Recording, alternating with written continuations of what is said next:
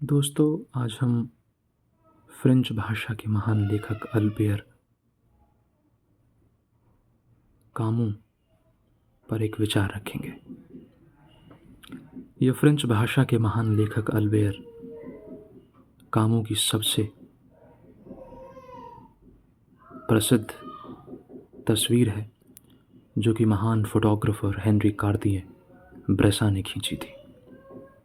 44 की उम्र में जब कामू को नोबेल पुरस्कार मिला था, तब न्यूयॉर्क टाइम्स में यही तस्वीर छपी थी। 2 साल बाद जब एक कार दुर्घटना में उनकी मृत्यु हुई, तब कई जगहों पर इसी तस्वीर ने उनका सम्मोहक चेहरा दिखाया था। तब से अब तक जहाँ कहीं कामू की बात होती है, सबसे ज़्यादा यही तस्वीर दिखती है, या ऐसी सीरीज़ के तहत खींची गई कोई अन्य तस्वीर।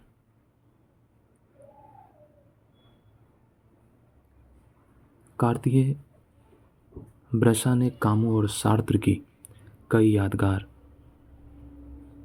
तस्वीरें खींची थी। कुछ एक में दोनों साथ थे। विश्व साहित्य में कामू एक अजब पहेली हैं। सुलझते सुलझते उलझ जाते हैं, पकड़ में आते ही छूट जाते हैं। वह अल्जीरिया में जन्मे थे और बाद में फ्रांस आ गए थे।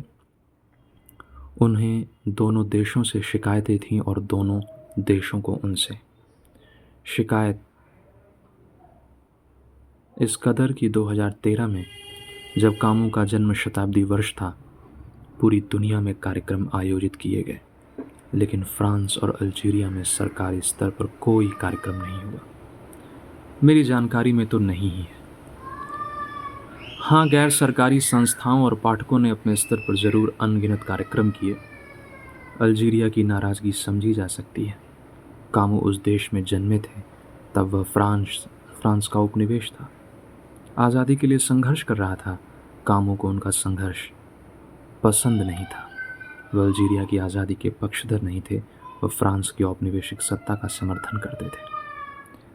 जैसे अंग्रेज़ी के लेखक रुडयार्ड किपलिंग, उन्होंने ब्रिटिशकालीन भारत में होश संभाले थे, हिंदी बोल लेते थे, यहाँ की वन कथाओं पर जंगल बुक जैसी किताब और मोगली जैसा चरित्र रच लेते थे। उन्हें भी नोबेल पुरस्कार मिला था। वह भी भारतीय स्वतंत्रता संग्राम से असहज महसूस करते थे। एक बार उनसे पूछा गया था कि क्या भारत में होम रूल या स्वशासन हो सकता है। उन्होंने कहा था, ओह नहीं, भारतीय इतने पुराने हैं कि वे स्वशासन सीख ही नहीं सकते। लेखक चाहे जितना बड़ा और अच्छा हो, सत्ता और वर्चस्व की राजनीति के साथ उसका रिश्ता अपरिभाषीय व अबूझ होता है। वह रिश्ता असल में किन बिंदुओं से बनता है, जानना आसान नहीं। हम तर्क व तथ्य जान सकते हैं, लेकिन उस विशिष्ट अनुभूति को नहीं, जिसके कारण मन के भीतर स्वार्थ, लगाव या दुराव उत्पन्न होता है। तभी तो व्यक्ति की स्वतंत्रता के पक्षधर कामू एक देश की स्वाभाविक स्वतंत्रता का पक्ष नहीं ले पाए। दूसरी तरफ उनके विचार ऐसे रहे कि सरकारें उनसे किनारा करती रहीं। कुछ तो यहाँ तक मानते हैं कि उनकी मृत्यु सोवियत खुफिया एजेंसी KGB की साजिश थी। पता नहीं सच्चाई क्या है, पर इतना ज़रूर है कि ये सब बातें मिलाकर कामू नाम की पहेली को गहरा बना देती हैं। कामू कहते थे, मैं उनके लिए लिखता हूँ जिन्हें इतिहास ने सताया है, उनके लिए नहीं जिन्होंने इतिहास बनाया है। जाहिर है वह शक्तिहीन वर्ग की मानसिक त्रासदी को देख रहे थे।